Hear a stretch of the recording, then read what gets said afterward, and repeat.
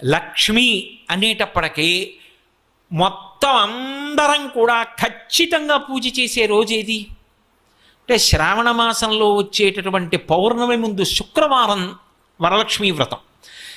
ఆ రోజు తిథితో సంబంధం లేదు, వారంతో సంబంధం. ఏ తిథి ఉంది, ద్వాదశి ఉందా, త్రయోదశి ఉందా, చతుర్దశి ఉందా, లేకపోతే ఏకాదశి ఉందా, పంచముందా, సప్తముందాతో సంబంధం లేదు.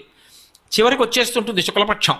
పౌర్ణమి ముందు శుక్రవారం ఏమొస్తుందో ఆ శుక్రవారం నాడు వరలక్ష్మీ వ్రతం చేస్తారు.